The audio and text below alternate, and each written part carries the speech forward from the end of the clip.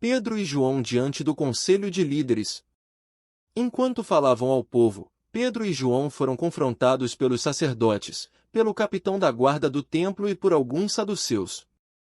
Os líderes estavam muito perturbados porque Pedro e João ensinavam ao povo que em Jesus há a ressurreição dos mortos. Eles os prenderam e, como já anoitecia, os colocaram na prisão até a manhã seguinte.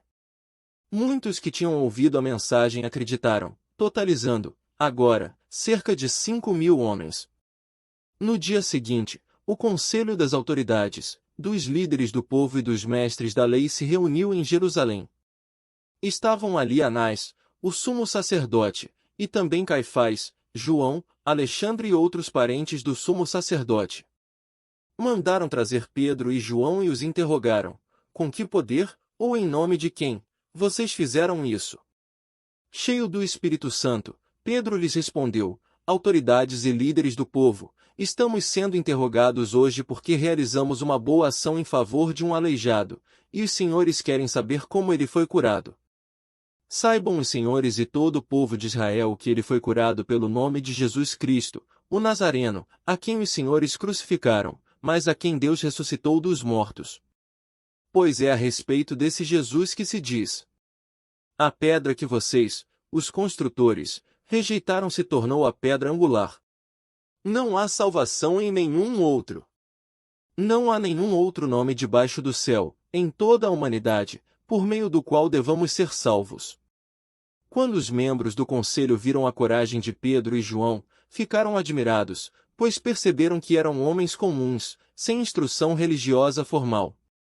Reconheceram também que eles haviam estado com Jesus.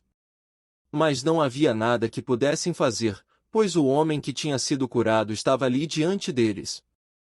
Assim, ordenaram que Pedro e João fossem retirados da sala do conselho e começaram a discutir entre si.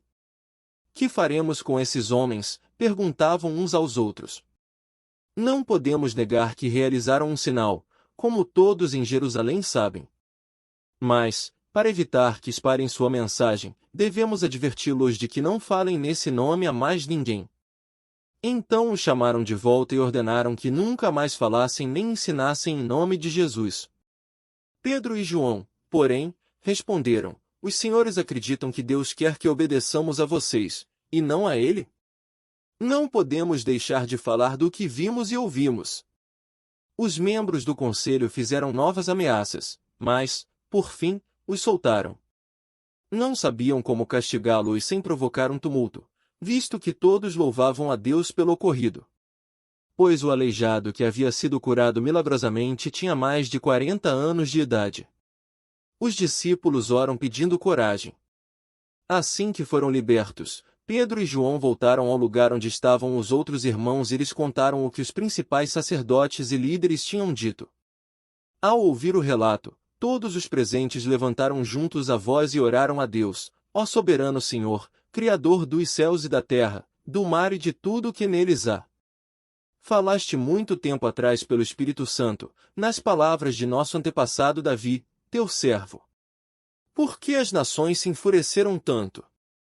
Por que perderam tempo com planos inúteis? Os reis da terra se prepararam para guerrear, os governantes se uniram contra o Senhor e contra seu Cristo. De fato, isso aconteceu aqui, nesta cidade, pois Herodes Antipas, o governador Pôncio Pilatos, os gentios e o povo de Israel se uniram contra Jesus, teu santo servo, a quem ungiste. Tudo o que fizeram, porém, havia sido decidido de antemão pela tua vontade.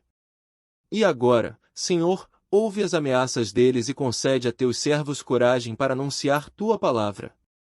Estende tua mão com poder para curar, e que sinais e maravilhas sejam realizados por meio do nome de teu santo servo Jesus. Depois dessa oração, o lugar onde estavam reunidos tremeu, e todos ficaram cheios do Espírito Santo e pregavam corajosamente a palavra de Deus. Os discípulos compartilham seus bens. Todos os que acreditaram estavam unidos em coração e mente. Não se consideravam donos de seus bens, de modo que compartilhavam tudo o que tinham. Com grande poder, os apóstolos davam testemunho da ressurreição do Senhor Jesus, e sobre todos eles havia grande graça.